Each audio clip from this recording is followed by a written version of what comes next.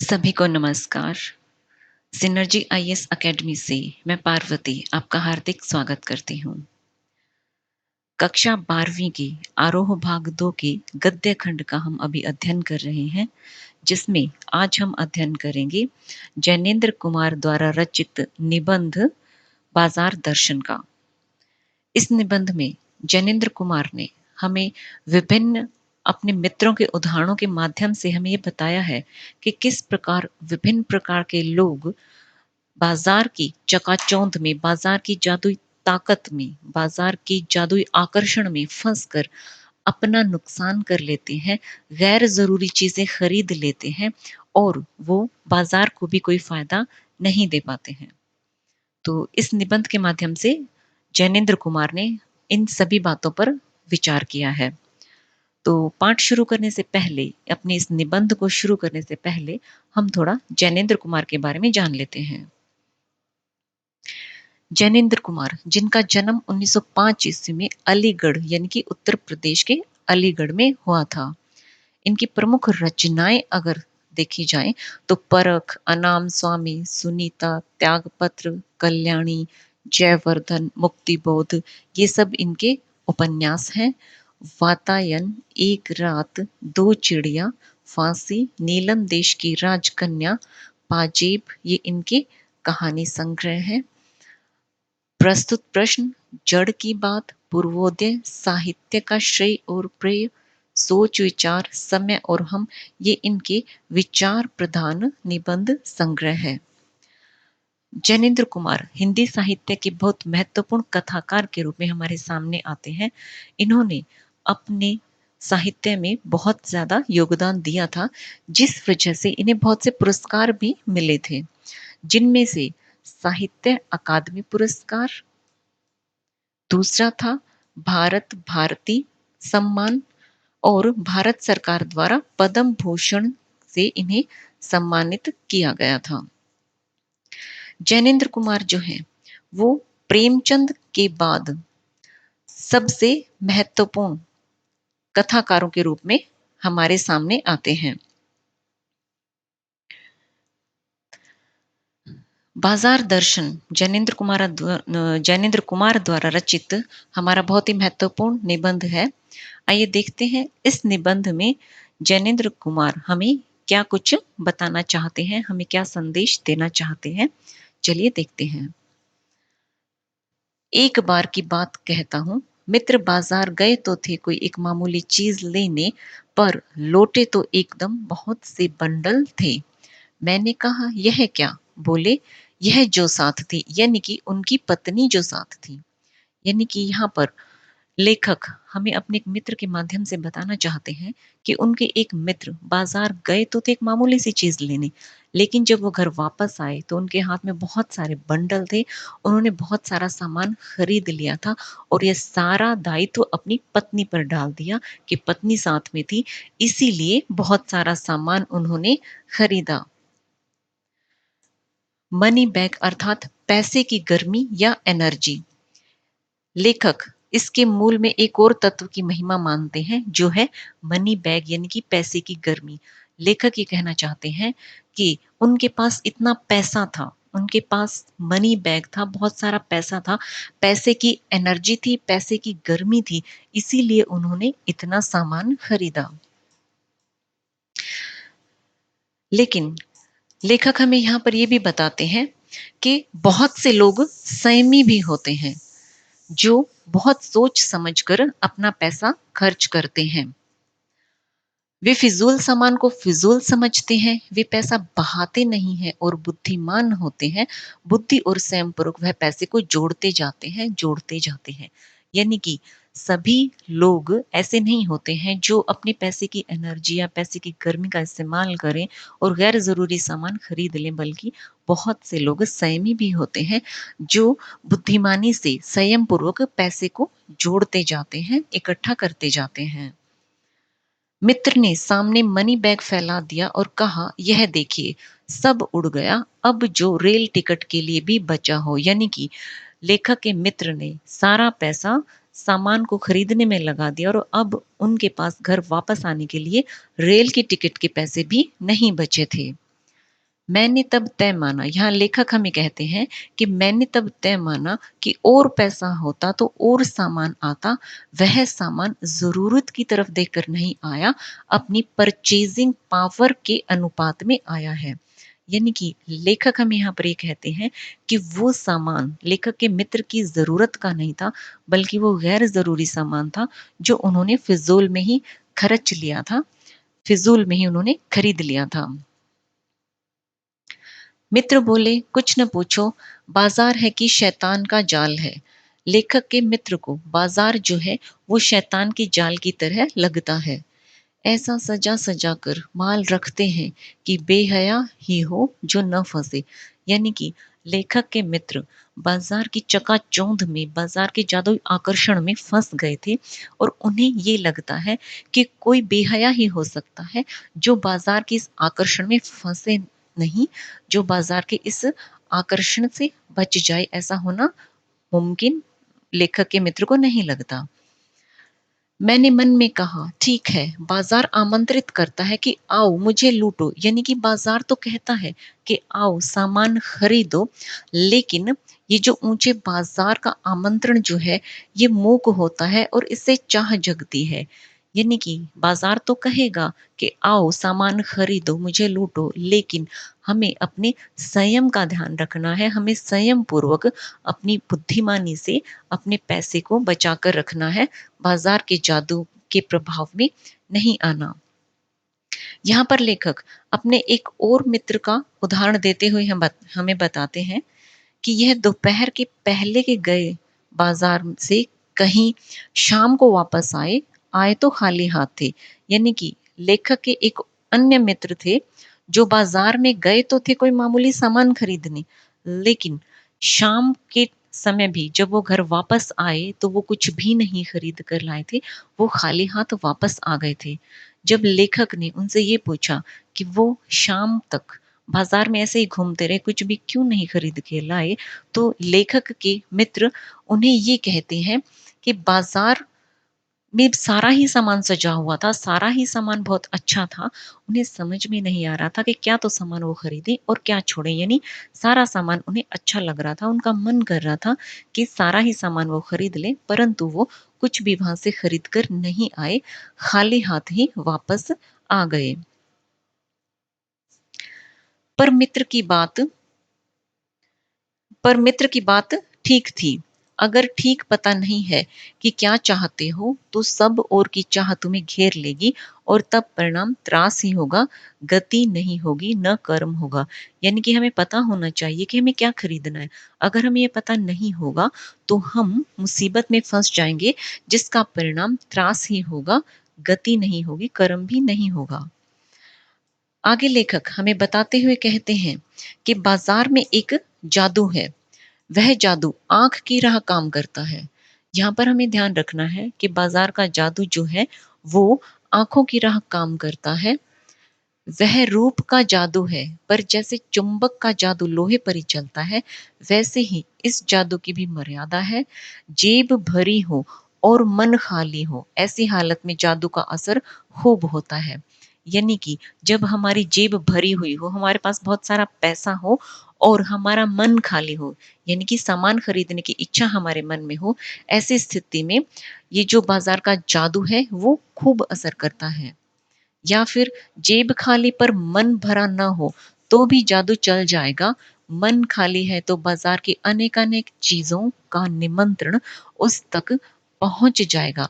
यानी कि दो परिस्थितियां होती हैं कि अगर हमारी जेब भरी है और मन खाली है, उस स्थिति में भी बाजार का जादू हम पर चल जाता है। और दूसरी परिस्थिति कि जब मन खाली है तो बाजार की चीजें भी हम पर बहुत ज्यादा अपना प्रभाव डालती हैं, बाजार अब हमें आकर्षित करता है। आगे लेखक हमें बताते हुए कहते हैं कि पर उस जादू की पकड़ से बचने का एक सीधा सा उपाय है। वह यह है कि बाजार जाओ तो खाली मन ना हो। यानी कि उस बाजार की जकड़ से बचने के लिए लेखक हमें उपाय सुझाते हैं कि जब बाजार हम जाएं, बाजार जब जाओ तो खाली मन नहीं होना चाहिए, मन खाली हो तो बाजार ना जाओ। कहते हैं लू में जाना हो तो पानी पीकर जाना चाहिए, पानी भीतर हो लू का लूपन व्यर्थ हो जाता है, मन लक्ष्य में भरा हो तो बाजार भी फैला का फैला ही रह जाएगा। यहाँ पर लेखक हमें ये बताते हुए कहते हैं कि जब हमारा मन खाली हो, जब हमारा मन खाली हो तो हमें बाजार नहीं जाना चाहिए, और जब हम बाजार जाएं तो हम अपने मन को खाली ना रखें, वो हमारा भरा हुआ होना चाहिए। ऐसी परिस्थिति में इस बाजार का जादू हम पर बिल्कुल भी नहीं चलेगा। यहाँ एक अंतर चिन्ह लेना बहुत जरूरी है। मन खाली नहीं रहना चाहिए, इसका मतलब यह नहीं है कि वह मन बंद रहना चाहिए। जो बंद हो जाएगा वह शून्य हो जाएगा। यानी कि यहाँ पर लेखक हमें समझाते हुए कहते हैं कि हमारा मन बंद नहीं होना चाहिए। लेखक सिर्फ मन को खाली रखने पर जोर देते हैं, मन को बंद करने के लिए वो नहीं कहते हैं, क्योंकि अगर मन बंद हो जाएगा तो व्यक्ति का अस्तित्व ही नहीं रहेगा। यहाँ पर आगे लेखक हमें बताते हुए कहते हैं कि उनके पड़ोस में एक भगत जी रहते थे। अपने पड़ोस के भगत जी का उदाहरण हमें देते हुए बताते हैं कि भगत जी पर किस प्रकार बाजार का जादू असर नहीं करता है। पड़ोस में एक महानुभाव रहते थे जिनको लोग भगत जी कहते हैं।